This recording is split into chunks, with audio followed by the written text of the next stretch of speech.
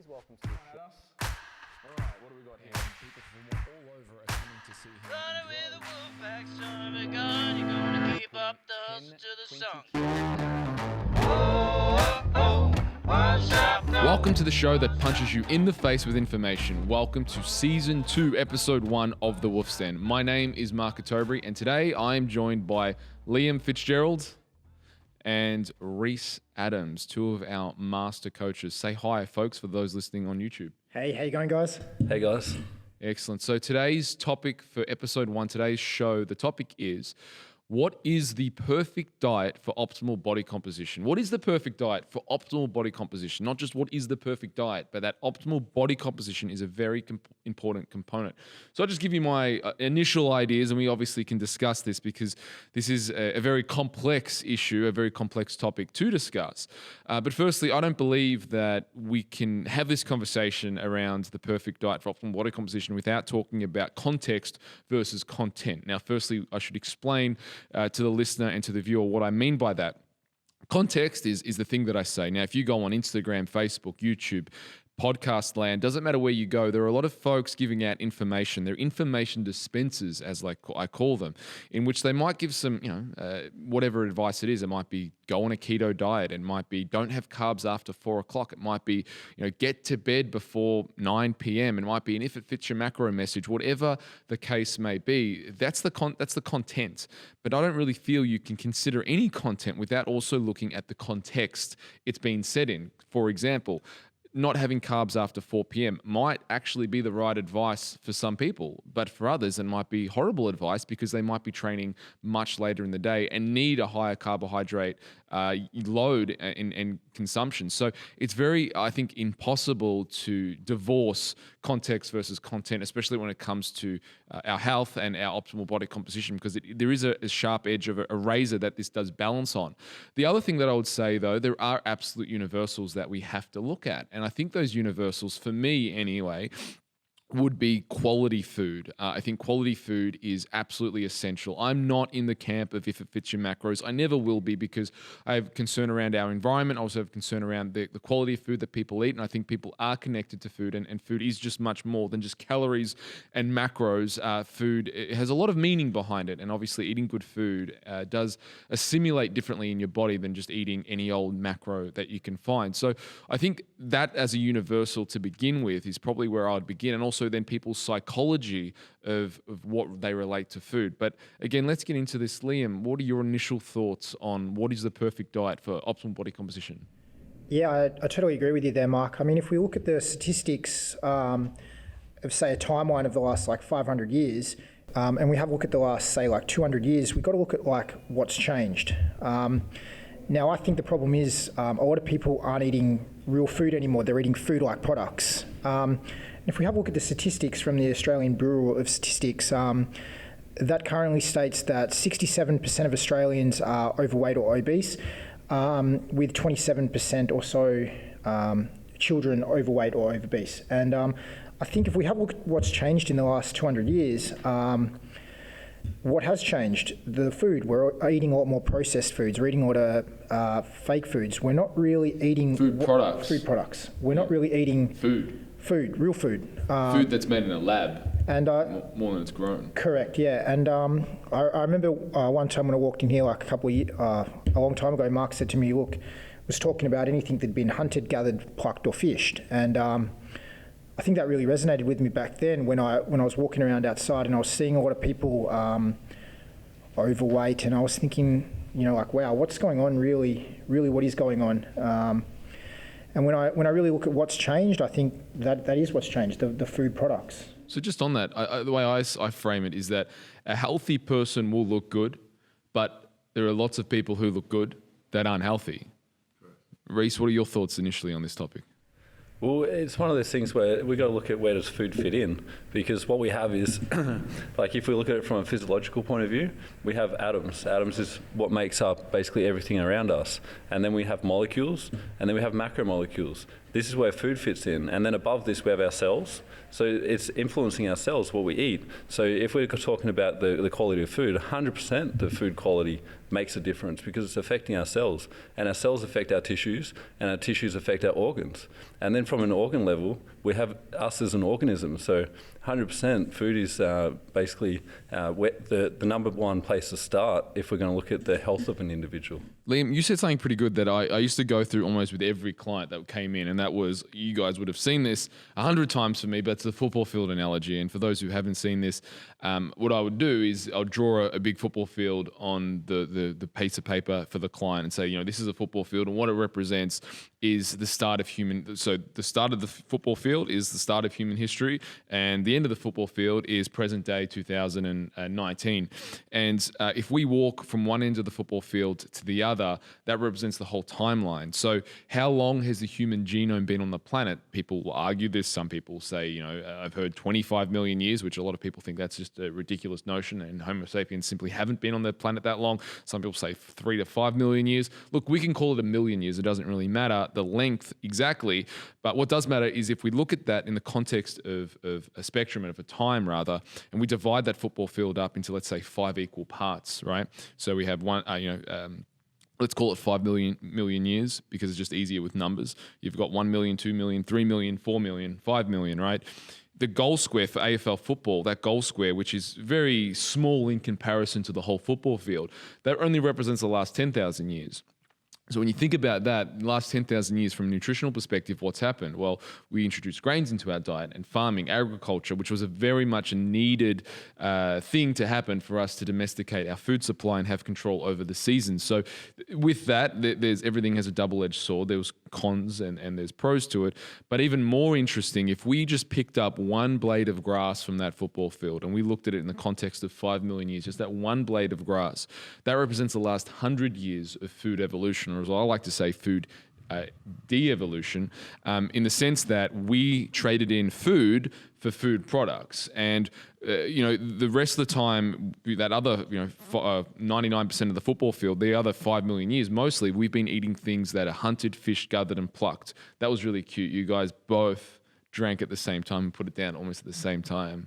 That was really cute. But back to my point, if you look at that, the blade of grass is only the last 100 years. What have we been doing? But if you look at it in this context, we do things now that are physiologically abnormal, but are socially normal because of our social constructs. When really, if you look at the way humans, I believe, are meant to eat, a lot of what we do today, or people out there do today, is they do physiologically abnormal things, but socially normal, if that makes sense. So we really need to get back to what is physiologically normal for our bodies. And I always relate it to what is the factory operated setting, or what is the factory operated battery for a particular appliance, and that's going to sync. So for example, if you've got an iPhone, you're not going to put in a Samsung battery, because even though it's a battery source, it can still power the iPhone. It's not going to power the iPhone as well as what if you've got a proper iPhone battery, right? I'm not sure they connect, but it's still a battery, if you understand. So there are many foods that we can eat, gluten, soy, commercialized dairy. We can consume them as caloric foods that are going to fuel us. It's still a battery source,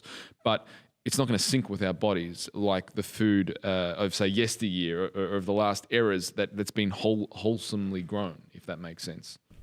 Yes, so I personally believe that there are really no wrong foods, there are wrong portion sizes. But of course, going back on that, there is typical foods that no one should eat, like gluten, because it affects the brain and the gut.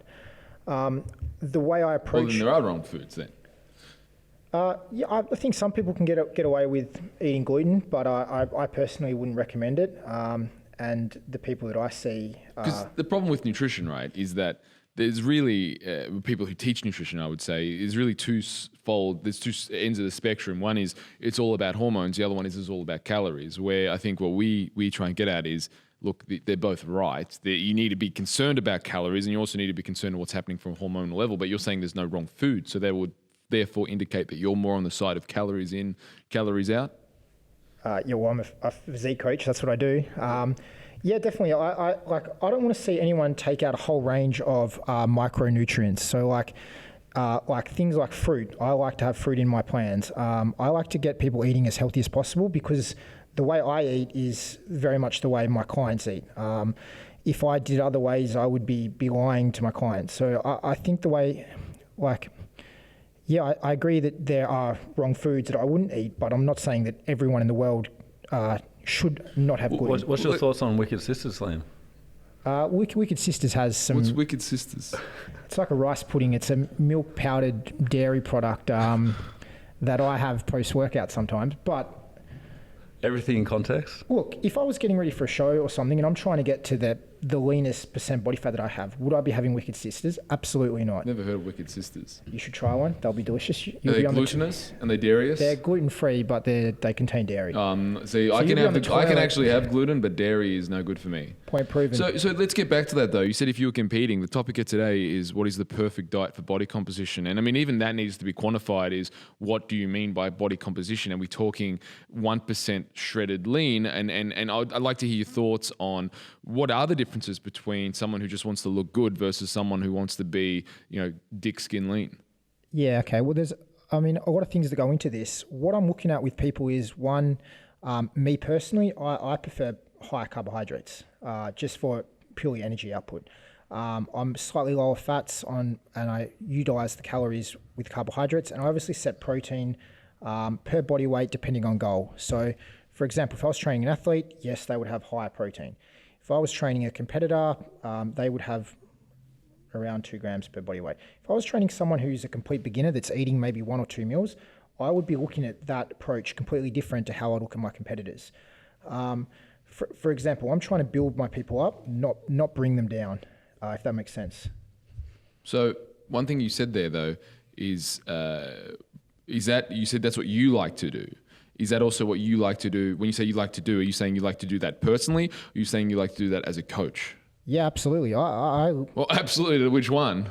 I lead by what I do. So Right. what I do is what my clients do. And I've been lean very few times. A lot of times I've got a lot of results from my clients. And the more structured I am, the more easier that I make it, the more simple that I make it, the better the results. So then the question I have for that is that, let's introduce the idea of carb types versus fat types, right? Is that just not applicable, or people just use that as a label to eat certain foods? Yeah, just with my body type, I know that I like a typical meso endo kind of, I gain weight very easy. I've got a decent amount of muscle. I find that I sit comfortably having a couple of fat meals, a couple of carb meals, and I can kind of maintain my own weight. When I start to decrease the carbohydrates, I start to get a little bit leaner. But you're not marrying that exact. See, you said you're a mesotype, but a lot of your clients coming to you wouldn't necessarily be mesotypes. I think the majority that I get would be in between. So you're saying it just so happens that but you've had a lot of, there was one transformation with an older guy that you showed me yesterday that he was cried about. And he'd never trained before. We would call him endo for sure, but he was endo, unathletic, never trained. Yeah. So this is where you were talking about before with your context.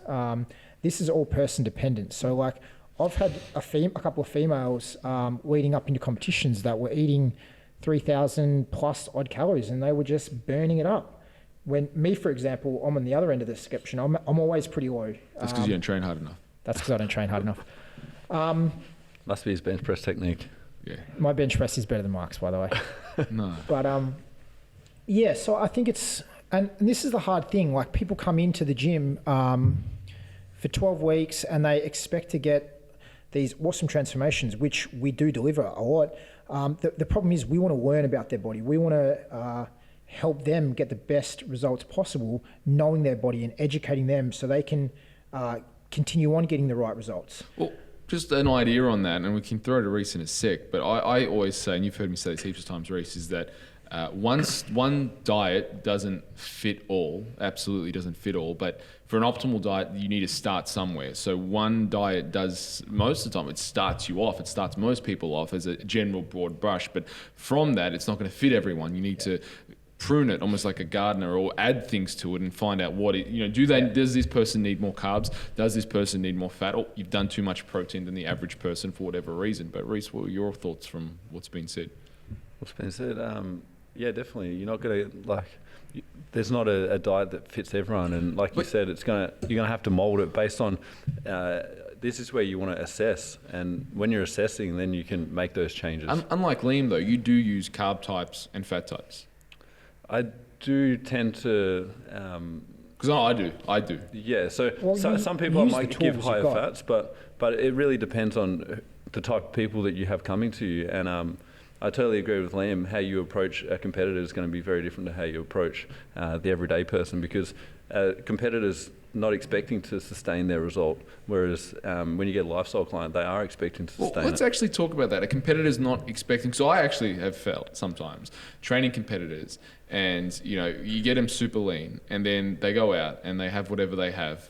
And we know what's going to happen from doing that. They're going to hold water. They're going to smooth over. They're going to not be dick skin lean. Like it's fact. But I don't know. Do you guys feel that sometimes people do actually expect that they're going to walk out and not, I suppose I don't want to say ruin, because not really ruining their physiques, normalizing their physiques. Like they've worked so hard. I mean, all of us have competed, worked so hard to get into that, single body fat digit. But then you have that one meal and boom, the dream's over kind of thing. And that's just the way it is, right? Well, I think it depends on the person. Some people can sustain a much leaner level than another person. Like Janet, for instance. Right. I think she sustains her that's body time as composition. well. Correct. She's- And it's also hard work too. Hard work and also sacrifice. She makes a lot of sacrifices Yeah. that like Liam over here with his wicked sisters. He just in the wouldn't off make. season. In the off season, he doesn't just want to give that up, Yeah. which is totally fine. But it's just accepting it is what it is. Yeah, I also experiment with myself as well. So I've tried, like the heaviest I've been is around 87 He kilos. experiments with himself. The heaviest Let's I've not been get is into that, Mark. 87 No, kilos. let's So not, I've but tried to thanks bulk for the up pretty visual. hard. And then I've kind of dieted back down to, under 70 kilos, which is where I competed at last year. This year I'm staying at around 77 kilos. What I have found for my goal is my body type, I actually do better when I'm actually trying to increase the calories a little bit more. And the way I periodize my nutrition is I actually do it in steps, like almost like the Calorie Mountain that Mark talks about. So for me, myself, I've found that, a big off season where I do get a little bit soft and a little bit fluffy, even though I personally don't like it as much, works better for me. Can you go into those steps, Liam? Like what you're doing currently? Yeah, I just wanted to touch on another point as well. Yep. So like I'll bring up two of my old clients, Kim and Shannon. Shannon was a guy who was very, very overweight. I dieted him down very hard. I educated him with the right tools. He walks around his new self. He's only like 4 or 5 kilos up from stage weight. So Let's just put in context. He was about 100 kilos. 100 and You yeah, got a bit down to more. 80 kilos. Got down to 80 kilos. He walks around at like 85 now. He's very, very lean. And I'm like, wow, this guy has actually sustained maintained. this very, very well. I thought there was going to be a little bit more rebounding. I thought he was going to take a couple of steps back because I dieted him very hard in a smaller amount of time than I'd normally like to. 28 weeks, right? That That was was less than 16. 20. 16 weeks. Yeah. It was 28 kilos he lost. It's 28 kilos. That's why I keep thinking it's 28 Yeah. weeks. Kim, for example, her body type, I would say, was more endo. She now walks around a lot leaner as well. And these are people that I've educated the right way to eat, and they've done that. So I believe you can change someone's physique. But I think competitors that are getting around 3, 4, 10%, wherever they are, they're going to come back up to a healthy, or they should come back up to a healthy body fat at least. So then one of the questions, I suppose, in this discussion that we should actually probably talk about is what is optimal body composition? Like it's certainly not, if we look at things as a bell curve, I feel at least, if we think of things as a bell curve, this is, not enough, this is optimal point, this is too much. If we look at and this is often, in Instagram land, this isn't the way it's thought of, but it's the truth, is that, you don't want to be overweight, you don't want to be fat, right? Like you're 28% body fat, whatever. You want that optimal range, and the optimal range is going to be dependent on person. For me, it might be, let's say, 10%, 12%. For you, it might be 11%. For you, it might be 8%, right? As what your optimal kind of look and health and strength and all round performance. But let's say we go over that. Reese gets to 5% doing a photo shoot. You get to 3%. I get to 4%. We're on the other side of the bell curve right now. We're too lean to be healthy. Although people look at that as that is what is optimal body composition. And I mean, it's almost a very foolish premise, because at one hand it is kind of as a photo you would say that is optimal body composition, but the reality of it's not actually optimal on the side of health. And this is the thing that people do, is they divorce health from body composition, where obviously if you're doing a comp, like IFBB, WBFF, whatever it may be, then you are going to divorce health from body composition. And you kind of have to do that if you want to reach a high level. But at the same time, for folks walking around, they need to realize that the photos they see on Instagram of people who've actually made that decision and divorced the two, and what they need to do, come back if they're going to have long-lasting longevity doing this as a gym athlete, so to speak, or a gym junkie, so to speak. You need to marry health and body composition back. So what would be, in your opinion, a body fat percentage? I know this is a loaded question, but what is an optimal body fat percentage for someone who's looking more for optimal body composition? Yeah, I mean, again, this is person dependent on their muscle mass, their height, things like that. But I'd say for guys, maybe between 10 and 15, and I'd say girls, females around 15. I think partially it depends on how they're feeling and also what their bloods look like as well. Yeah. Like if someone is super lean and has impeccable bloods and they feel fantastic, who am I to tell them that that's not optimal? Yeah, and different body point. types, like... And you know what? Good point, Reece, bringing up the bloods, because that's what's a side of health that people often they don't consider. Like it's actually, what do your bloods look like? Because that is a very objective marker to say. And just, you know, for the purposes of this video, I do need to make mention when I do talk about bloods is that there's functional norms and there's doctor norms. And doctor norms are basically, you go into your GP, you get your labs done, and it's based on what everyone else is. Who goes into doctors? Sick people, right? So the aggregate score of everyone's bloods over, you know, the course of millennia has you know, gone down. The standard of health, the standard of what bloods actually should be, and you see this. So the example I always give is vitamin D. In 2011, when I used to look at blood work, on the doctor's ranges, it would be 80 to 120 as the normal range of vitamin D. Now, 2019, if you go into the doctors here in Australia, well, number one, the doctor probably won't even allow you to do vitamin D unless you pay a little extra money. But it's classified on the blood work now is as long as you're above 50 IUs, you don't have a deficiency. Now that might be true, but that is no way in terms of what is optimal from a functional perspective of what blood work should be. Blood really, your vitamin D should be up at around the at least, I mean, if I say 80 out loud, the functional medicine doctors will probably be like, dude, that's way too low. Yeah. It really probably needs to be around 120, 150. I know there's people like Dr. Bruce Jones, who I had on years back. He said to me around 150 to 200 is what he would look at in terms of what optimal. And Dr. Arvind Sali, who founded the National Institute of Integrative Medicine here in Melbourne, he said around 150 to 200 is what they look for with vitamin D as well. So good point on the vitamin D. On the vitamin D? Yeah. Was mine on the vitamin D or was yours on the vitamin D? Mine was on the vitamin D, yours was on the bloods, but you got me on a rant about bloods. I did get you on a rant. So that's good to tie it back in. Yeah. I've been finding a lot of people have been coming in because of Instagram, because of the people that are staying ridiculously lean year round, and some people just aren't meant to be that lean. And what's happening is they're under-eating so much to an extent that they're not in good shape. They're not lifting what they should be lifting. They're not moving like they should. And when I look at their nutrition and I try to educate them on it or help them, and I talk about, reintroducing more foods, or, if they're on, say, 1,200 calories, there's no real where to go from there. And I talk to them about bringing up their food, and then I start to slowly bring it up, but their weight slowly starts to increase as well, and they start to panic.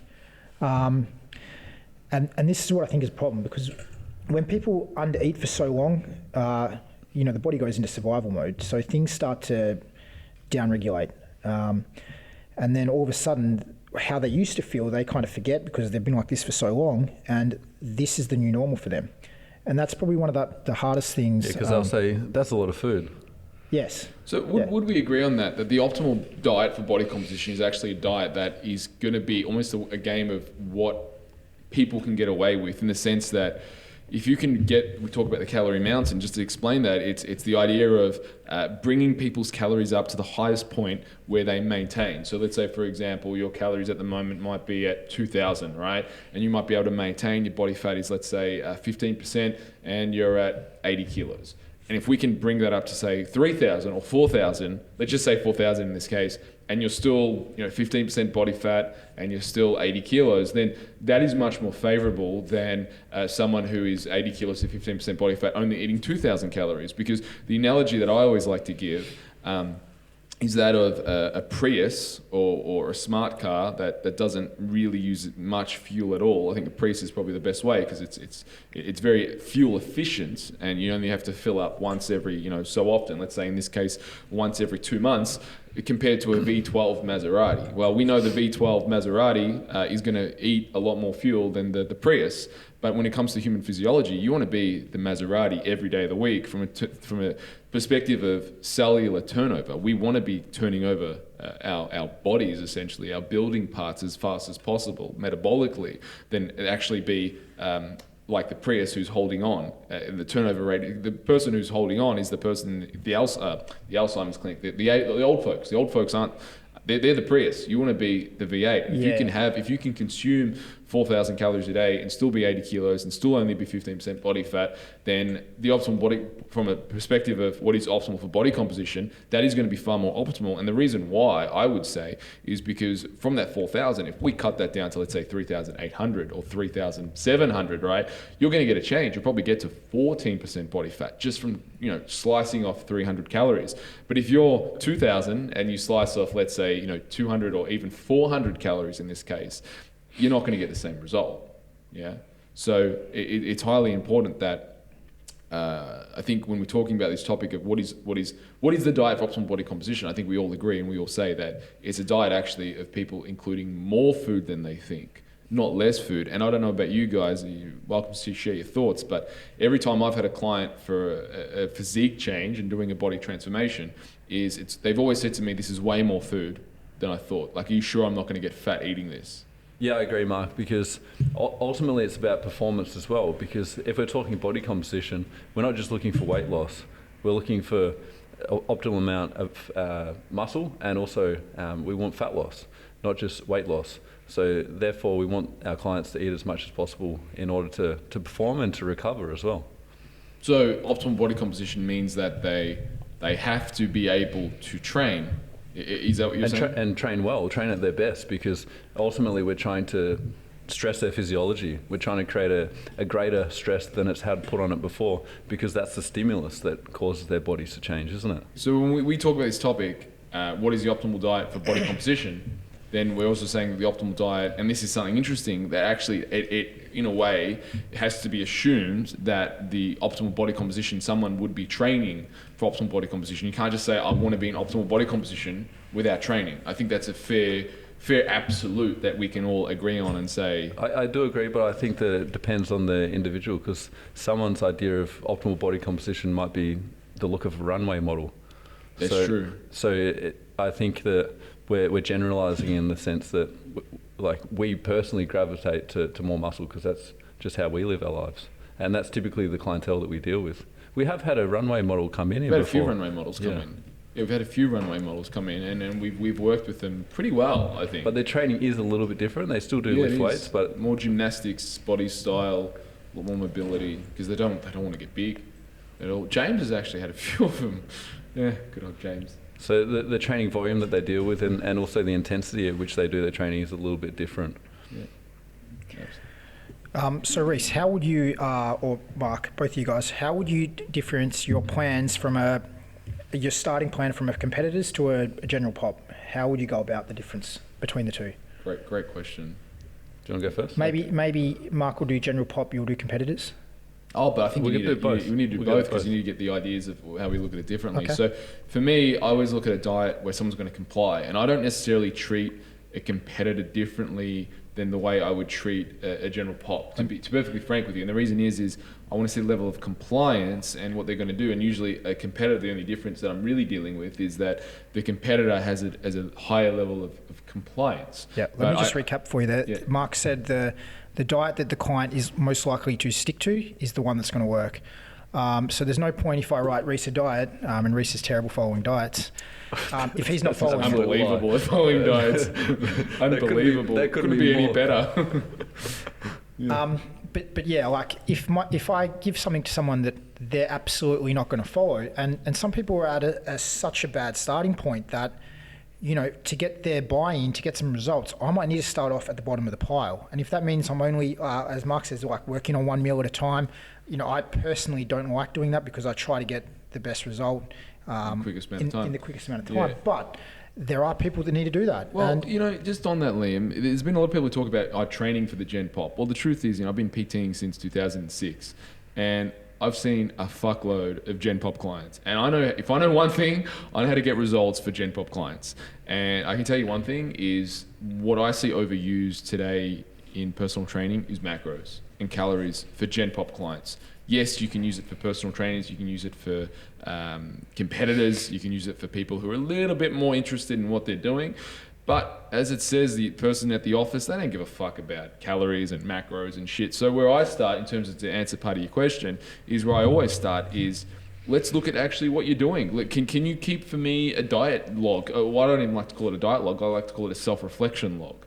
Can you keep for me a self-reflection log of actually what you're doing, what you're consuming, what time you wake up, when you go to the toilet, how you feel, how you relate to food? I want to know about you. And the more information I can know about you, the more I can guide and coach you. And if I don't know that information, then I'm throwing darts on a dartboard blindfolded like a blind man in a dark room. It's not going to work, right? I need the more information I can know about my client, and that's why I put so much emphasis early on for new clients that this is their new lifestyle, that I need to see, you know, at least 3 days, and usually I ask for another 3 days of what they're actually doing over the course of the week, just so I can understand, okay, this is how this person wakes up, this is how this person puts on their shoes, this is what this person does. Okay, now from this information, I might make one change that might change everything, and that one change might be, you know what, no more soft drink, let's say, for example. Instead of soft drink, you're going to start drinking green tea or cacao at night, and that works as an appetite suppressant. So they start to make more choices, not because, hey, look, I've given you this macro plan, you better fucking follow it, but rather that I'm now working on a level of behaviors of who they are as a person, and they start to see, you know, eating at that cafe 7 days a week and getting all my meals, you know, someone to make for me isn't really what's going to get me my results. So yeah, I mean, if I'm working with a Gen Pop, as you said, I'm usually going to start on the first meal, always, which is obviously breakfast, because I believe that it sets people up for the course of the day. So if it's Gen Pop, I'm going to look at their breakfast. I'm going to work on their breakfast first. Usually, I'm a big believer of high protein breakfast. So it's going to be something like eggs. If they're willing to do meat, they can do meat, but I'm not absolute where they have to have a meat and nut breakfast or anything like this. Do you like calling it breakfast, lunch and dinner, Mark? Well, I'll let you explain. That's your point, right? So breakfast, lunch, and dinner. I still, you know, it's meal 1, meal 2, meal 3. I get that in terms of working with people, but I think as humans we have an affinity to these words. So yeah, I still call it breakfast because breakfast comes from the idea of breaking the fast, right? Which you've been in for 8 hours when you sleep. So yeah, I mean that's a start on meal 1. Look, if it's a competitor, I'll look at what they're currently doing as well. That doesn't change. I do believe that nutrition is, for body composition at least, is all about contrast.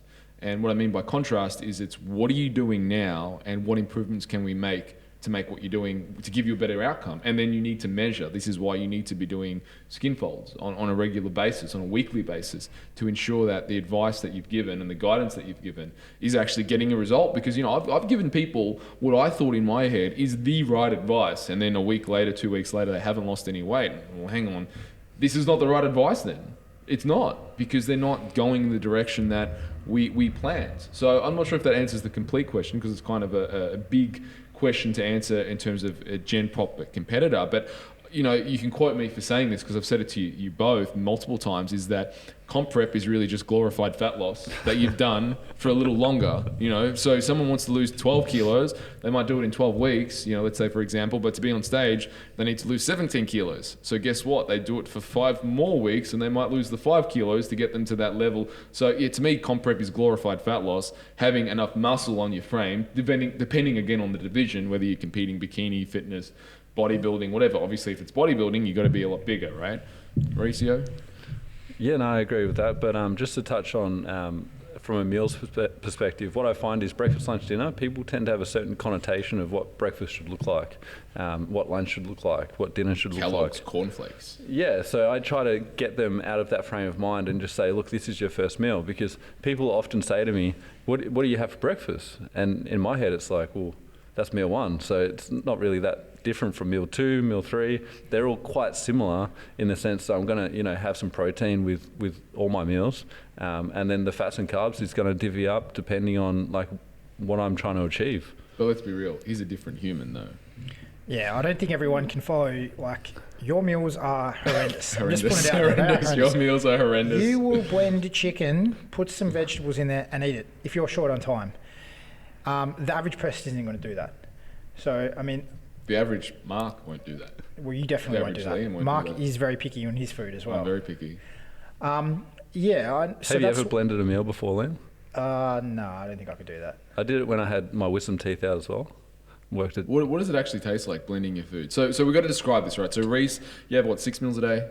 5. 5 meals a day, and But they didn't you train usually a client after one of them? they usually look like white rice, 180 grams white White rice. rice, Yeah, a it's bit white of rice. frozen 180 veggies, grams. a bit of mince. Well, I do raw rice, and it's 660 over 3 days. Of 660 raw rice over 3 days, So and then 220 over per you don't day. weigh your veggies. You just put a bit of frozen veg in. Yeah. Yeah, and then Yeah. and then the meat's usually mince, chicken mince, Chicken mince or beef mince. and then you have that 4 times a day. Correct. And then what's the other meal? He has the rice cakes and jam. Tell us about Is that a meal? Is the rice cakes and jam a meal? No, they kind of like slot in depending on where I'm training. So I'll have the rice cakes with a meal, and then I'll put some jam and some peanut butter on them before I train. So you have the rice, the mince, and the veggies 5 times a day? No, the rice, mince and veggies is 4 times a day. Yeah. And then the 5th meal is usually 2 eggs. And I chuck a heap of fruit in there, 220 grams banana, 175 grams pineapple, 100 grams mango, 75 grams of blueberries, 26 grams of maple syrup. 26 grams of maple syrup, did you Yeah. just say? That's a very odd number. It's just what it worked out to be. Why not 65 grams? 'Cause macros. Just get it in there, mate. Macros. And then I'll put some cinnamon in there because, glucose control, and then I'll blend it up. It's not a thing. You blend that up. What does it taste like? Like a That would be smoothie. pretty nice. That'd be fruit. You mix the protein with the fruit. The eggs, they're just raw eggs. They just go in there. Yeah, don't know about make it a bit thick, right?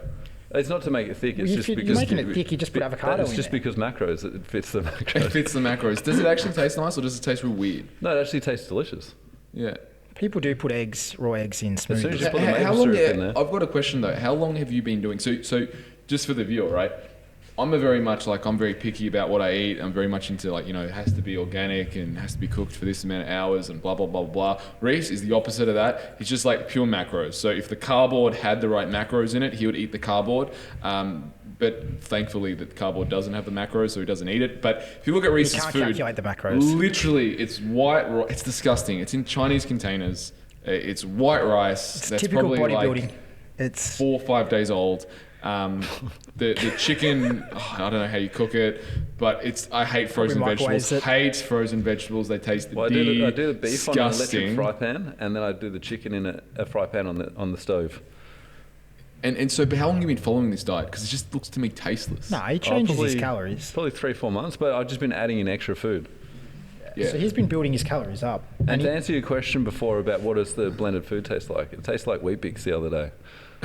So What was that? I just recently had tonsillitis, so I couldn't swallow.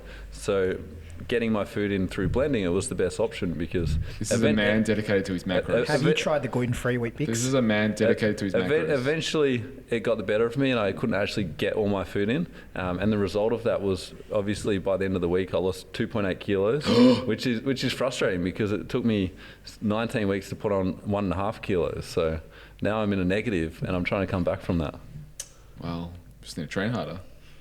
Yeah, but at the moment, just getting the food in is. So with your macro plan, 'cause being this is recovered. also a very good conversation in terms of the topic, right? What is the perfect diet for optimal body composition? I've said that like 7 times during this interview. But anyway, That's what it's about. That's what it's about. I've got to come back to it. I've got to come back to the interview. Just make sure you talk into that, Reese, because we're getting a cue from the manager that we're not talking into the audio enough. But back to it. You've got these people who are certainly like you. So there's people, I feel like we've got quite a good balance on the panel today, in that you've got people like me who just, they want more of a behavioral approach to food and what are the foods that I should be eating, and they want to enjoy their food. Whereas I've got people like you who are just computers and probably were robots in former lives or maybe in your next life you will be an Excel document. What an aspiration. That's an improvement. Well, anyway, the point that I'm getting at is to me it just seems so bland and boring and tasteless. Wait, and where am I? I think you're a little bit of a mix. Yeah. Yeah. So I take what's good out of both of you guys and put it into my own formula, really. Well, I personally see myself as being objective, Mark, because it's like, by eating this, where is it going to take me? And that's what drives me to eat. But my actual question was, like, let's say, for example, you wanted to pretty up your food, make it a little bit more delicious, or you wanted something different, like does that go into the macro plan? Well, I think he could do that. I think it's more of a time thing because I always buy organic meats. I didn't know he had to answer for you.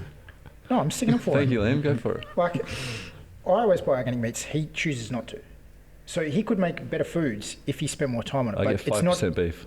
Yeah, it's not a priority for Rex. 5% beef. You mean your lean beans is 5% beef?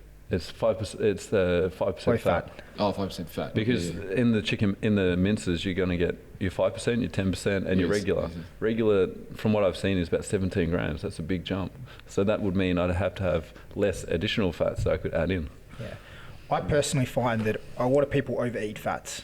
They're in those healthy treats, the cashew butter, #keto. #keto. I find a lot of people overeat their fats. When they start to calculate or write down what they're actually eating, they tend to realize that they are overeating fats a lot. Now, fat's very dense calorie and adds up very quickly. The way I kind of structure my meal plans is I actually don't get them. This is something that I always do. I actually don't add coconut oil or olive oil or anything to the pan. I actually spray it with coconut oil because I don't know how much I'm getting, and I like to keep it pretty consistent throughout, and that's the way that I found best. The tricky to do thing that. is when you do cook in fats, sometimes it can be hard to track because it stays in the pan. Correct. And I don't know anyone that licks the pan. Yet. I'll put it forward. Yeah. So if, say, I came to you, Reese, 15% body fat, I want to get to 5. You want to get to 5?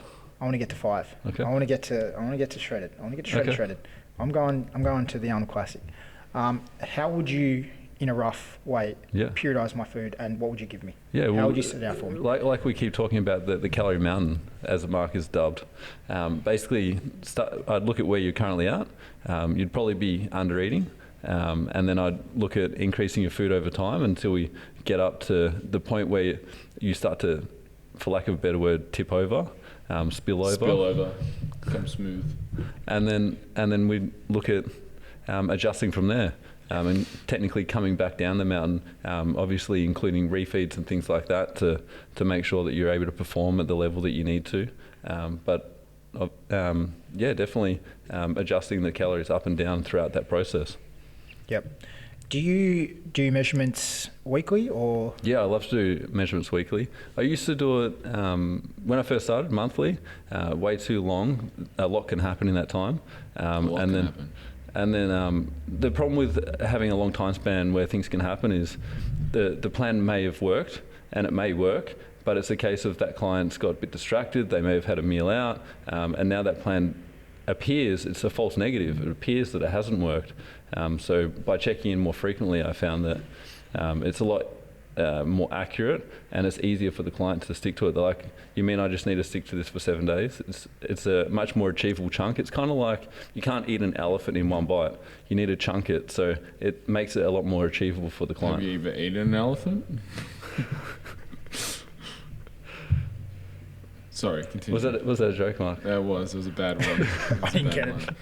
Like you said, you can't eat an elephant. It's like, it's such a, I don't know, it's one of those sayings. metaphor. It's like, what do you want to have, your cake and eat it too? Well, what else would I do with cake apart from eat it? What do you want me to throw it at you? They can throw it at you, but sure, why not? You know what I mean? Like, you can't eat an elephant in one bite. Well, no shit, Sherlock. But have you ever eaten an elephant? No, you haven't. So anyway. It's a fair statement. Yeah, it is a fair statement. I just like to examine where these things come from. But anyway, as we were saying, does that answer your question? Yeah, it does. I like what you said there, Reese. I think with my starting points, when people come in to see me, I either, if they're for fat loss and they have been overeating, they've got quite a lot of body fat, I'll start them at about minus 30%, and They're on to us. they're onto you. They're coming for you. They're coming. I start them at minus 30%. So I start them in a bit of a deficit. For most other people, I actually try to get them to baseline as quick as possible. Do you do anything So say different? that again, right? So who are you starting in at 30% deficit? For the guys that are quite overweight, I mean, this is person dependent. This is not what I always do. I try to collect as much data, and I use. So define quite overweight, just to get some kind of. Yeah, what kind of body fat are we talking? We're talking 25, Okay, 35. so 20 plus. Yeah. So someone who's quite big. So that kind of seems a little bit counterintuitive to me, because for the people who are quite overweight, often we've had a few examples here. I think Helen was a great example that Tyler did. She was at 100 kilos, and she's now 60 kilos, but she was under eating, not sleeping very much. So there's a lot of lifestyle issues that were getting in her way as well. So Yeah. you wouldn't necessarily start someone like that. At No, deficit. this is what I mean. This is not everyone, and this So is it's about the collecting the data. overweight people who are Really overeating. and they're overeating. Yes. So it's overweight and overeating, not just overweight. Yes. Yeah, so their diet that they bring to you is, Pizzas. burger for breakfast and pizza for lunch. Quite high food. So I'll start them a little bit lower, and I'll basically start working on their sleep, stress, and digestion. For my people that really want a good result, I try and get them to baseline as quick as possible. I mean, this all depends on the individual, but it's what really works for me. For me, it's about establishing the starting point, and I kind of work out a rough baseline. I use very simple foods. I always use the same amounts, and I basically vary it, and I work out their protein, and I kind of. So how do you define on baseline? How do you get to your baseline? Yeah, how do you sort of calculate these calories, should I say? Well, I use basically the spreadsheet. The spreadsheet's where the magic happens. Basically, Is this the Liam Fitzgerald spreadsheet? You've got it as well. I don't have it. It's one that we've kind of worked on I do over have the it. years, I guess. Well, you don't like macros though. Well, For me, it's a good starting point. I don't. Yeah. It's not. I like to see people's food logs. I like to see what they're actually correct. doing. And if someone's eating 2 meals, look, they're not Yeah. going to be anywhere near baseline. They're not going to be anywhere near 30%, minus 30%. So this is all So dependent. for them, it's actually an increase in food. But this is my ideal. So where was I? Well, how do you figure out the baseline? Yeah, so I basically use a formula, and now I use 2 formulas, and I get the average. I incalculate their physical activity levels, which is quite low for some people, and I think is a big part of why people can't drop body fat in the first place, because what happens is we get up, we sit on the tram or we drive to work, we sit at a desk all day, then we go home, we watch TV, and then we go to bed. And when I get people to try and increase their steps, and I'm like, hey, look, just do 5,000 steps. They're like, whoa. You're big on the steps. Yeah, I think it's quite a good tool, and well, I mean, this depends on the person. If they're strong as hell, well, do they need to really do steps? Probably not. But If I was your client, would I be doing steps? you probably need to do a few, yeah. No, I wouldn't like this. I think steps is something that it's another tool. So to say it needs to be used for everyone, I think some people can get away with it. I've Yeah. got a guy at the moment, and he's does 4,000 or 5,000 steps, but he's getting leaner. Yeah. So it's a tool I haven't had to use. Yeah. He's And I getting had- ready for a comp. If I need to increase it, I've got plenty of room to move now. And I'll use Gina, for example, one of my clients who won a comp. I was trying to get her to do the lowest volume. Like, she was doing 4 to 6 reps. She wasn't entirely strong, but she would just get shredded off anything. And I'm like, no, we want to try and gain a little bit of muscle mass. I was trying to get her fatter into the comp. I was trying to get her bigger. I was actually getting her to try and put on weight. So I was trying to get her to do the least amount possible. I was trying to get her to eat the most.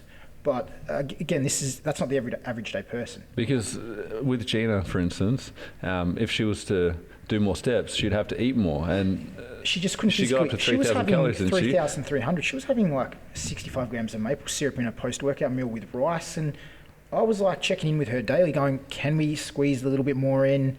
She'd be like, "Oh, I'm pretty full. I don't know." Like, I'd be like, "Let's try and do it anyway. Let's just." yeah, you have to be It was- creative when it gets like that. Yeah, more and- liquids and things like Yes. that. Yeah, It's almost, where do you go? correct. You gotta and go it's to the like, liquids. and they're the best types. And I remember an old The client of easiest. mine, John. He was a true ectomorph. He was shredded to the bone. Like, people wish they had his body year round. Kind of like Adrian's client as well. Yeah, I remember him. He would actually, I'd check his weight in the morning, and I'd check it at night, and he'd drop like 3 kilos overnight, or 2 kilos overnight. And I was like, how is this guy dropping 2 kilos overnight? And then you get the freaks that are dropping weight as the day goes on. Yeah, and I was like, why is this guy, 100%. And I was like, this guy, how is he dropping weight? He was on 4,400 calories, like ridiculous amount of food. And this is an uncomfortable amount of food. Did John, he competed? Nah, he was riding his bike. Oh, I remember. I remember. Yeah. I remember. He would have done so well in fitness, which is what we're going for. Yeah, he was shredded. I remember this guy. So he was Shout eating, out to John if you're watching. Yeah, Come he back. was eating. Definitely come back. We Unfinished work. need you Yeah. to win. He was eating 4,000 calories. I built him up to 5,000, and he was still dropping weight. I'd take his weight. I don't normally take weight at night, and I was taking it at night, and it was like 77.8, and then he'd wake up at 75, and I was like, God damn it, this guy's eating an uncomfortable amount of food. And I've eaten 5,000 calories before, and I couldn't even move. I was It's not falling pleasant. asleep. I was feeling sick. It was very uncomfortable. This guy was just chomping it down and dropping weight, and I was going like, my God. And I ended up having to give him Peptor Pro at night, which is like a casein, so he wouldn't lose weight at night. And I was just thinking like, how does this guy drop this weight? And this is what I mean about everyone's case is unique. Context. Yes. Starting what I said at the start, Correct. you have to put that context in place of who are you actually advising. Correct. What are they actually doing? Because you can't divorce the two. You can't divorce context from contents, because the example you gave for John, for example, wouldn't work for me. No. It wouldn't work for 99% of people. No. So you have to realize that you don't get protein powders at night because you wake up fatty. Yeah, and I agree with what you said about the foundations, Mark, because the way I start my nutrition consults now, they're really the same. For a competitor, for a fat loss client, for someone who needs to rebuild themselves up, it's really the same, and it's built off those foundations. Well, I think this is a good place to have a break. We'll be back. Thank you, gentlemen. We'll be back after this quick message from our sponsors. Are you a personal trainer looking to maximize their career and profits? Check out the folks at personaltrainermentoring.com who have sponsored this show. They have put together a website full of resources. You can download one of them today. It's a $500 value pack, completely free as a watcher of the Wolf's Den. It includes 3 ebooks and an e-course on how to screen and assess your clients. So check them out. We also have some fantastic certification programs. The one they have just released is Sales Mastery for personal trainers. So head over to personaltrainermentoring.com and get your free gift pack today. Hey folks, are you looking to get in the best shape of your life? Here at Enterprise Fitness, we've trained over 250 first place trophies and winners, as well as literally thousands of people to get in the best shape of their lives. So check us out. It's melbournepersonaltrainers.com. We're located at 381 Swan Street in Richmond. If you're looking to get in the best shape of your life, you need help with your training programming, nutrition, just want to feel your very best, reach out, contact us, www.melbournepersonaltrainers.com. Welcome back to the Wolf's Den. Let's get back into it, Liam. Recio over there has been in the toilet for probably 45 minutes. Yeah. How did the diarrhea go, Reese? The great thing about diarrhea is just slide straight out. Are you going to add that in? Oh, well, we've already just All right. started, so let's get straight into it. Thanks for letting us know. So, lads, what are your thoughts on MyFitnessPal? Because what I've seen is like it's a very good tool, but people tend to under or over calculate things. There's And just then- so many options, isn't there? Yeah. So, what are your thoughts about it? 'Cause you use it. I definitely do use it, but I also educate my clients that there is a lot of options to pick from. Like you could type in Apple, for instance, and there's 5 to 10 different ones that you can choose of an apple. Obviously, you've got different types of apples as well. Yeah. So And on that topic as well, like say, banana goes through different stages of ripeness. So the banana will actually change calorie density. So there will be different calories throughout the ripe age of a banana. So that might be 50 to 100 calories.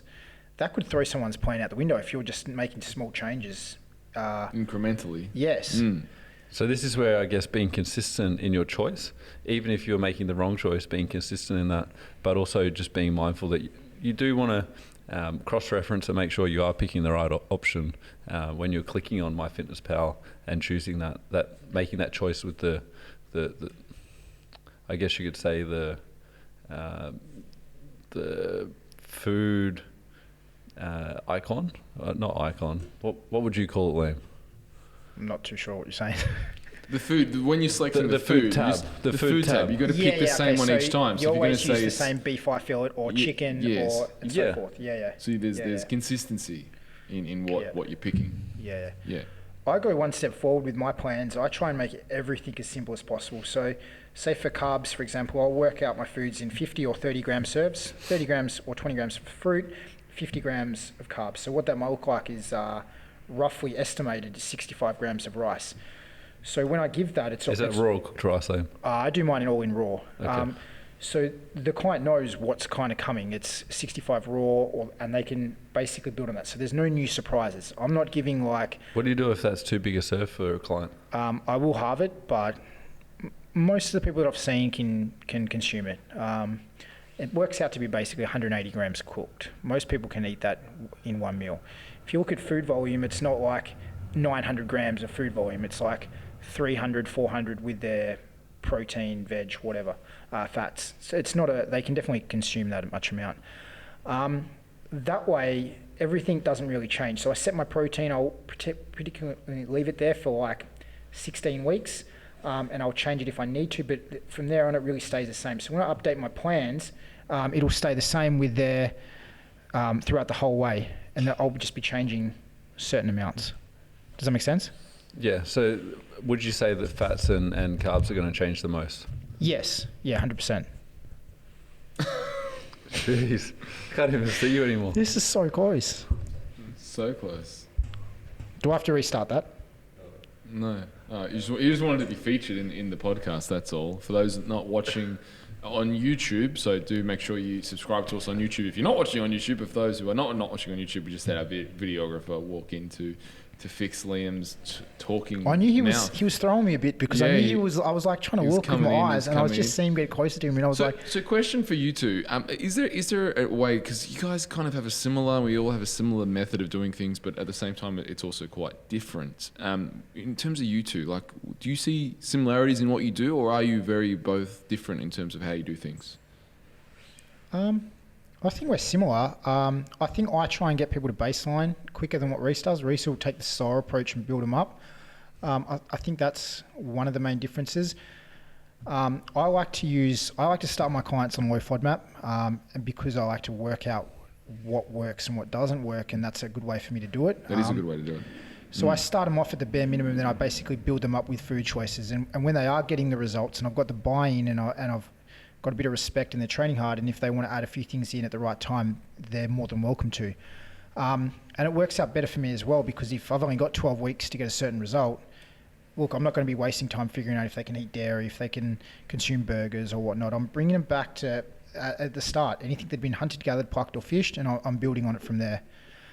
So what I see with that, by the way, is just a real marriage of what I said at the start, which is the two sides of the fence of people saying it's all about calories, it's all about hormones. It's actually, well, it's all about both. Correct. Let's use a FODMAP diet and let's get your macros and calories done, calculated correctly, so that we've ticked box. Yes, you're having the right macros and calories, and tick box, we're not inflaming any shit, and make sure we keep it that way.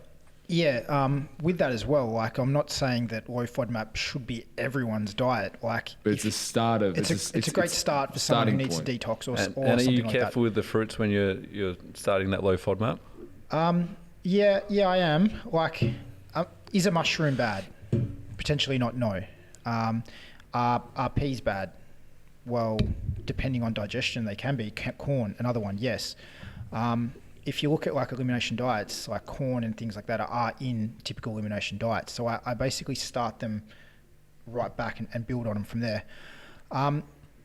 Typically, I don't give carbs in the morning. I really like that, because you start with what you know, and then you draw out to what you don't know. Correct, yeah. It's a time thing for me. I like to work with the person, but I also like to see what works. And like why I don't like MyFitnessPal or things like that is because if I give someone a plan and it's very consistent and they consistently stick to it for 1 to 2 weeks, then I know how their body's responded. I can gather things like what's worked. So if they've got more energy, they've got more, their sleep's better, they're feeling better at work, they're not having that drop.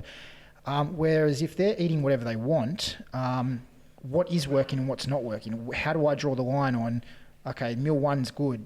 Is meal one good? Because I actually don't know because it's been all over the place. So that's where I like to keep my foods pretty consistent. And I just feel like I get better buy-in. So what carbs are you drawing clients to initially on the FODMAP plan? So I will send them a list, and I send them the low FODMAP list, and I say, this is what we're starting on. It's very basic. I want to know what works for you. So I want you to take notes on any foods that... What are the basic carbs? Is it like rice? I use rice. I use certain potatoes. I use sweet potatoes. Even though sweet potatoes is a FODMAP? Yeah, the thing is, with digestion, I find that it's not often the right foods that they're eating are wrong foods. That it's normally something else. Such as? Dairy, gluten. I see. Harder to digest products. And if the... Too much protein. Yeah, and if I give them, say, sweet potato, which I really like sweet potato, so I give a lot of sweet potato, and that's not working with them when everything else has been consistent, that's a really easy fix. Because guess what? I just remove the sweet potato, I put something else in. Generally, my starters are rice. I prefer red rice, black rice. I use a bit of brown, but a lot of people can't handle it. Sometimes white rice as well. I use a bit of quinoa, and these are all in about 50 gram serves. I also do like to chuck fruits in 50 as well. grams macro, that is, yeah? Yes. I also do like to use fruits because me personally, I find that the more starchy potatoes, rice that I eat, things like that, I find it gets a little bit boring. And I don't want to be taking out any food groups if I don't have to, because I find there is a lot of benefits to pineapples, berries, at the right times. Yeah, and I think it is about building on those things, on the basic principles. Now, Reese, what do you do? Is something different? Is the starting point to that? No, I'm the same as Liam. I keep it very simple, and at the end of the day, it does come back to consistency, because if they're not consistent, then it's very hard to make a change, like you said before about the blindfold. So it's if they keep changing things and not being consistent, it's like blindfolding me. Well, Liam wanted me to ask, why is it that he gets better transformations than you if you guys are basically doing the same thing?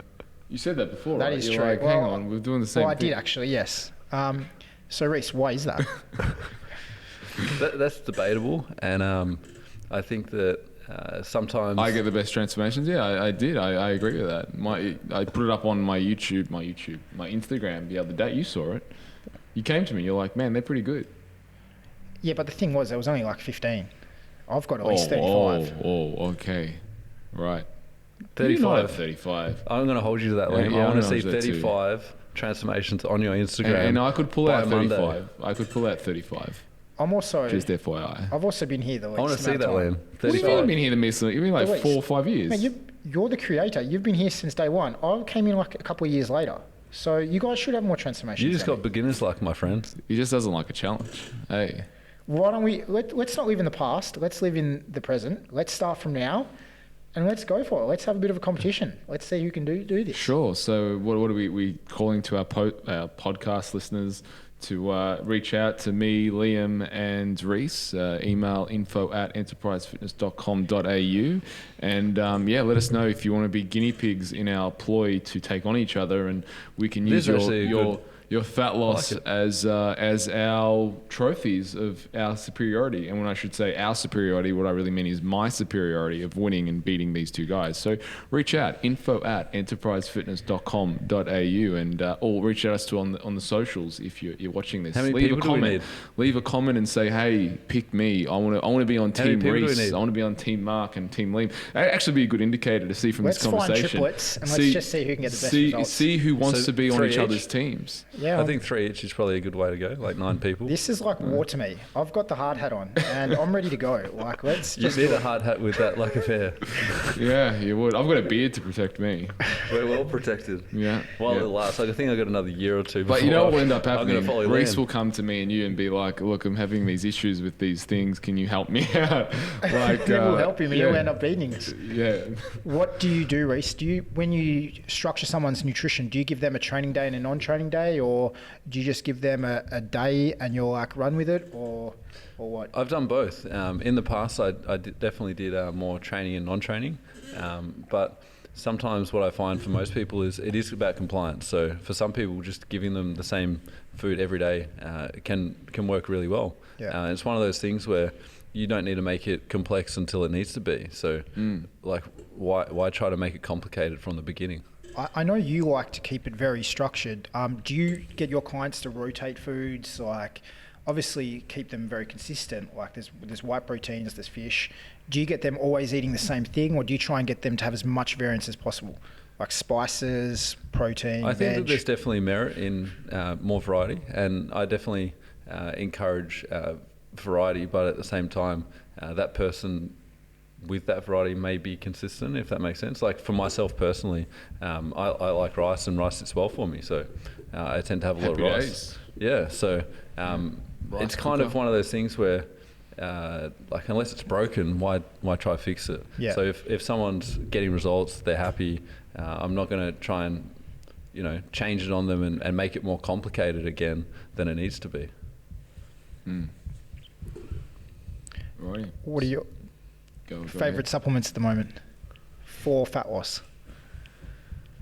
The fundamentals, definitely starting with obviously magnesium, multi, and fish oil is usually my go-to, or curcumin, and then typically it depends on their digestion and their sleep. So you might look at things for digestion and sleep depending on how they're going, because ultimately if they're not sleeping, they're not going to be recovering that well. So Absolutely. and if they're not assimilating their food, then that's going to affect their recovery also, and their performance. So making sure they're digesting their food. You, Liam? Yeah, I think like a lot of people look at supplements as like pre-workouts, protein powders, and Well, I and- would say supplements are not pre-workouts, protein powders, or fat burners. Yeah, What so- they are is vitamins, minerals, amino acids. Yeah, I think for the best result possible, I'm not looking at pre-workouts. I'm looking how I can optimize their sleep, stress, and digestion, like Reese said. But these supplements aren't just a magic pill, and they are to supplement good nutrition. So I think like they can be utilized better to get more nutrients in and do things like that. Well, it depends what's going on as well. Correct. You know, is it their Yeah. digestion, so their proteolytic enzymes can work very, very well? Is it their sleep? You know, you give them something to help wind down at night, but you really Yeah. got to pinpoint what is the missing link in the armor to then supplement with. Yeah, that's Is where it blood falling work comes asleep? Is it back. staying and- asleep? Yeah. Is it- Correct. Yeah. Anxiety, because then things like, you know, if it's mental stuff, then, you know, inositol, 5-HTP, these things. L-theanine. Or is it just the fact that their partner snores at night and wakes them up? Well, that could be an issue too. Does your Maybe. partner snore? Brendan. That's his partner. Yes. Anyway, we love Brendan. If you're watching, Brendan, you should come say hi. But anyway, let's get into one of my favorite things to do, which is play a game. I feel like there should be music for this going ding, ding, ding, ding, ding, and maybe our producer will give us some music for this segment. Maybe. Let's see. So we are going to play the one-word game. And if you haven't watched this show before, the one-word game is where we say a word and we say the first thing that comes to mind. Now that there's 3 of us, I will start. I will say a word, and Reese will say something. Liam will say something. Then Liam will say a word, and Reese and I will say something, and then Reese will say a word. So, and even with the word that we're going to say, it's going to be the first thing that comes to mind. So, as today's topic is what is the optimal diet for body composition, I'm going to start with the word optimal. Healthy. Performance. Me. You need to say a word now. Fitness competitions. Bikinis. Fitness and figure. Back Your to- topic, Reese. My topic, Mexican food. Taco Bell. Taco Bell, even though it sucks. Not Taco Bell? So, it doesn't really suck. Just it's quite old. I'd say Fonda. Fonda is where I'd get my Mexican. No, Mexicali Rose. I have never. I went to Fonda once, and I don't know. It just didn't. I don't know. It didn't sit well. They've got to go They're to trying to be too Hawthorne. modern. You gotta go, but they've changed the menu too many times. I felt like they were on a high, and now they're like. No, it's too modern. Who puts quinoa in Mexican? That's true. Puts quinoa in Mexican. Do you use That's true. quinoa? Not a lot. I have in the past, but not a lot. Yeah. You're up again. Diet. Hashtag keto. Diet breaks. Short term. If it fits your macros. No, that was short term. Like you said, diet. I said short term. It is short Yeah, term. it is short term. It's not lifestyle. Diet's a short term. Absolutely, yes. James Alexander Kelly. Yes. Nice guy. Great soccer player. My favourite pom. You wouldn't know too many poms though, would you? That's exactly right. That's why he's my favourite Oh, actually, pom. Laura is a pom. No, she's not Isn't actually. she? No, she was born in Belgium, so technically she's not a pom. So I can say my favourite pom because, he's the only pom I know at the moment. Yeah. Best coffee. Oh, on Swan Street, it would be Jason's, who's just across, like 2 doors down from us. First press, cold press. They deserve a shout out. That's probably it for now because I don't drink much coffee. Drink very small amounts. I like Joe's down the road. It's good. That's Mr. Joe's, isn't it? Mr. Joe's, yep. Jeez, give a proper plug, Liam. Oh, Joe, still call him by name. Is there even a guy that owns it? I don't know. There's usually a lady in there. Yeah, but you know what? Yeah, she's very nice. They're like Japanese, so they're certainly not a Joe. Well, I'm not picking names for these buildings around Swan Street. It just says it on the door, so Just I a said bit it. closer. Favorite transformation? Well, it's not really transformation. Well, it was. Actually, you go first. Oh, I got a few. He's trying to think of all the ones that he hasn't got. Yeah. Who's that? Just stirring you up. Who, me or him? I got a Him. few.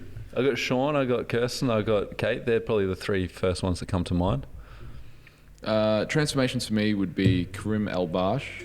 Would definitely be on there. He got a pretty amazing result. He competed before, and then he competed, and I coached him for that next one. And his results were outstanding. Like So you truly compared outstanding. comp prep on the day of his show to his next show.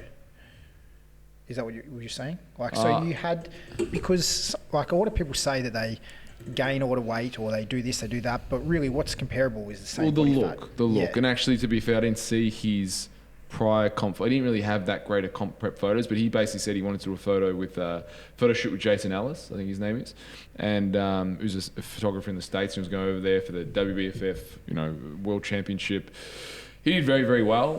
He didn't win, but he did extraordinarily well. And just the photos, I think, that we got back from the way he looked were amazing. And I mean, he did look amazing. He was shredded, man. He was shredded. He did very well. So he'd definitely be up there in terms of one of my favorite transformations because he looked.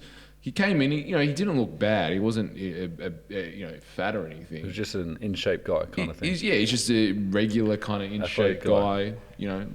Often the harder transformations where you can only gain like 100 to 200 grams of muscle mass per month almost. That's why for me that one really stands out, is because I was already working with someone who was pretty good. Like he was pretty good. And to have the result that we did with him, I think it speaks merit for the method that I use.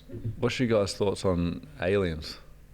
Do you think there's more out there? What's interesting about this? I heard it actually probably on another podcast that octopuses or octopi potentially could be an alien species.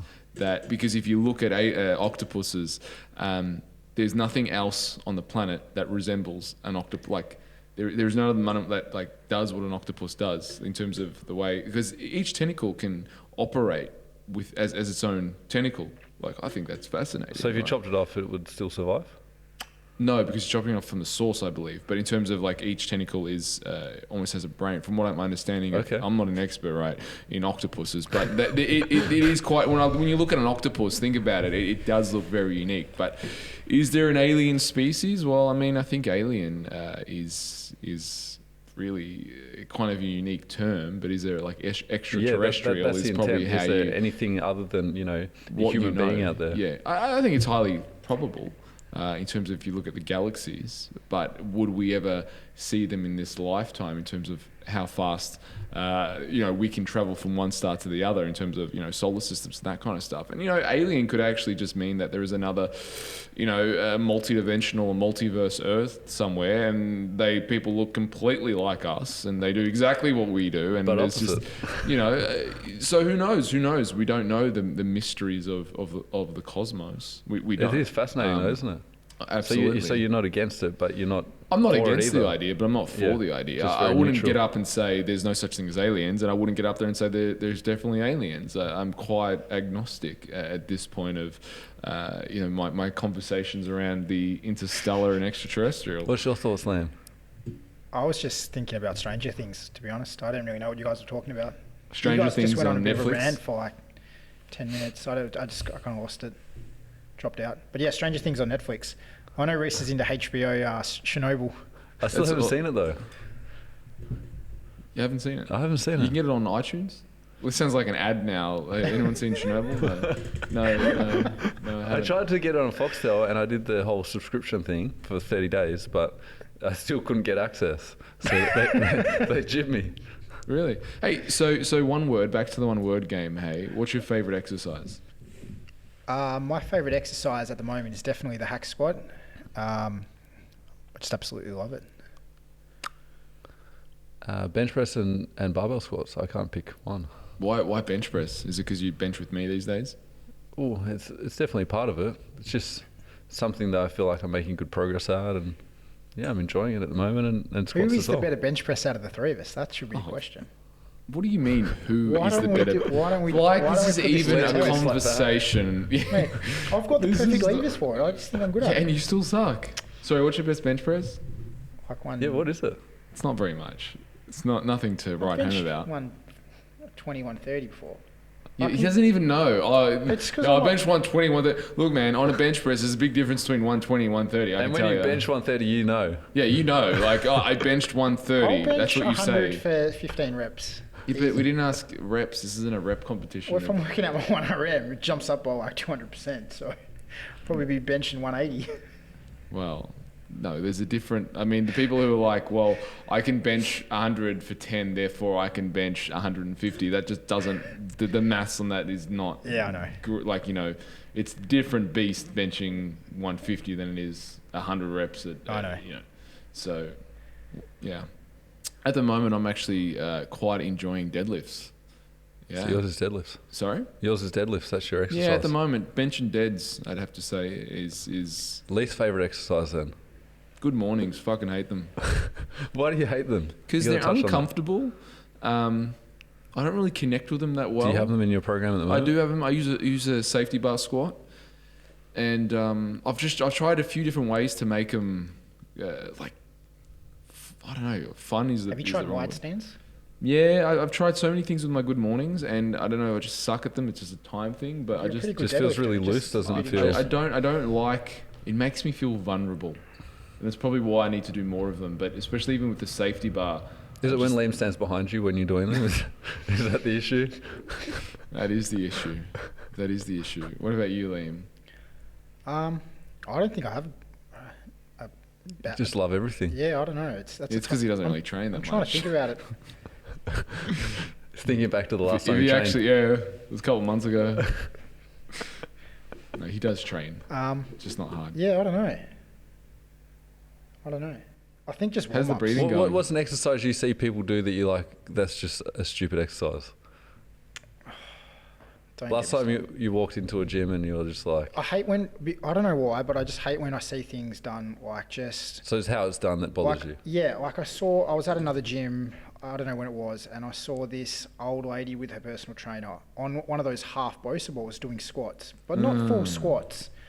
Just stuff like that really annoys So it's me. just And like insulting on so many levels. yeah, and It's like you're with a personal trainer, you're on a Bosu ball, and you're doing half squats. and the guy like had a pull check jumper on it, and I was like, Did he nah. really? Yeah, and I was like, And this poor girl, like her feet, she just wasn't structurally strong enough to be doing that.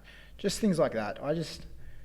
Yeah, I think like personal training is very saturated. It's actually very hard to be good at it, and I just think it's The funniest thing I've ever seen in a gym is the gym manager checking how heavy the bands are or how much resistance they provide by standing on the scales with the band under his feet and pulling on it to see how much it would reduce his weight. What? So just try to figure that out. What? And he said, really? Yeah, true story. Wow. Which gym was in Perth? Let's not name names. Let's not name names. That's a good thing. Let's not name names. Wow. That's some next level shit. Next level shit. Have you ever wondered how much resistance those bands give you? They say on it, don't they? Some of them say No, on Yeah, it. well, yeah, you can look it up and like find, But- they list like Iron Edge, look up the bands. It says, whatever pressure and blah, blah, blah. Favorite program at the moment? Ooh. Depends on the client. That's a tough one. What are you running with at the moment for your clients? Generally, you work in patterns. You're kind of using what's Yeah. working. He does run in patterns. Yeah. Yeah, good old pattern patch, You go first. Reese Adams. Pattern What's your man. your This favourite guy's been in program? a program for years. He Hey, Tyler, write me a program. Yes, boss. I really like descending reps. It just feels nice. Whenever I do Yeah, it does ascending feel reps, nice. I always injure myself. I much prefer descending reps. Yeah, well, that makes sense because you get more tired. You've lifted heavy, Yeah. and then I like a lot of my go-tos, depending on whether it's strength, bodybuilding, or hypertrophy or fat loss.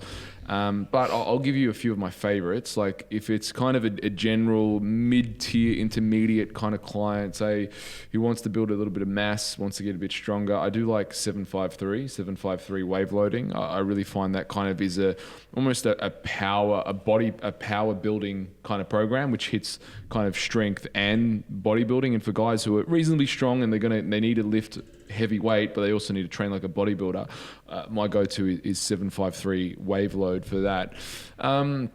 Really, I like to keep things simple. I do like the German body comp, but the more advanced version, which is where you periodize like 10 days of 5 reps, 10 days of 4 reps, 10 days of 3 reps. Yeah. Then you go back to 10 days of 5 reps, 10 days of 4 reps, 10 days of 3 reps, as a system. And I've altered that system over time a bunch of times and do like 3. So there's 6 days in a cycle. And the way it works is you have program A, chest and back, program A, legs, program A, arms, and then you have program B, chest and back, program B, legs, program B, arms. And basically the way I do it is that, let's say, for example, we train A is back squat, B would be front squat. So then we might train legs twice a week, but on the given 10-day cycle, but by the time you've done the high bar, like you actually can train quite heavy on the front squat, for example. So I really like that. And, I'm going to give a shout out to Gus Cook, who's doing my programming personally at the moment. He's kept it, like, from a powerlifting perspective, he's keeping it quite interesting for me. And, I definitely feel good with his structure of the way he puts things together. It's quite a not, I'm going to say different, but it's a sound way. So I like his system too. What's yours name? I kind of like calculating the maximum volume and basically working up to a high volume through weaker muscle groups.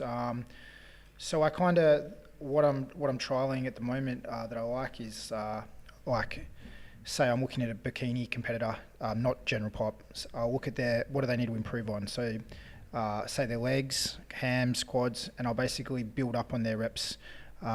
Using whole body workouts where I kind of really focus on the legs, because what I find is with a lot of people that train hard, they can't do an hour and 20, an hour 30 of solid legs. There's always, they start off really well, they start off smashing their barbell squats. By the end of it, their leg workouts aren't as good. So I've been trialing that at the moment. I usually train every muscle group 3 to 5 times a week. Yeah, but it's not like a full leg sesh, for example. You're just basing it off tonnage. Yeah. And lots of volume. Yeah. Where did you get this system from? A few people kind of use this system, but like Mike Israetel, a few of these big hypertrophy guys, and I've kind of just doled it down a little bit, made it really simple. Yeah, I try not to change the exercises too much, providing they're still progressing. And I'll basically run hypertrophy for about 4 weeks, and then I'll start to bring in strength phases until I'm ready to go with hypertrophy. But you're not really using enough load to damage the muscle and create a response. I mean, what is the reps on that? Well, if you have a look at, I do a different rep ranges. So I'll be from like 6 to 8 to maybe 20 throughout the week. And basically, what I was doing originally was kind of like, say, if I trained legs 3 days a week, there'd be maybe like 80 to 90 sets. This way, I can build the sets up without getting them too fatigued. So I can build the sets up to like. So then from this, you'd go back into a more hardcore kind of bodybuilding program. Yeah, this is not for your general pop client that wants to get strong, which is 90% of people. But that's just what I'm liking personally. Right. Yeah. So you'd use it as a pre-phase to getting them to be able to handle more volume, is what you're saying? Yes. Yeah, Right. yeah. I'm basically building them up to be able to handle more. Yeah. Right. I love how the one word game turned into just a conversation around things. It's always the way. Can you just cut our old word game and put it on top of this? We could. That was good. If you haven't seen that, that's a good clip where we did the one word game. Well, gentlemen, are there any thoughts, things you want to share? Final thoughts? No. Reese is good. Liam's out. pretty good. Well, I probably think this is a good place to wrap things up and leave it. Thank you for watching. If you've made it this far, it's been our honor to entertain and educate you for this past 90 minutes. If you are watching this on YouTube, do subscribe, and if you've enjoyed it, share it. Be a buddy, be a mate, be an awesome person who's watching this, and share it on all things that are social media. You can follow Liam at Liam_Fitz on Instagram. and you can follow Reese at Reese Boy on Instagram. Isn't it like Reese spelled with 3 though? Yeah, there's 3 3s. So spell find Reese him on with my a 3. page. Yeah, that's probably the easiest way. And I'm on Instagram at Mark Atobri, so you can follow me, and also follow Enterprise Fitness while you're at it. And as I said, share it if you've enjoyed this, subscribe, and if you're on iTunes, do leave us a review. They go a long way, and it's much, much, much appreciated. We do look forward to sharing this content with you and having you a part of our audience. Finally, I think there is a finally. Is there a finally? I don't have anything else to say, I don't think, on this topic. No. Cheers. Well, until next time, folks, train hard, supplement smart, and eat well.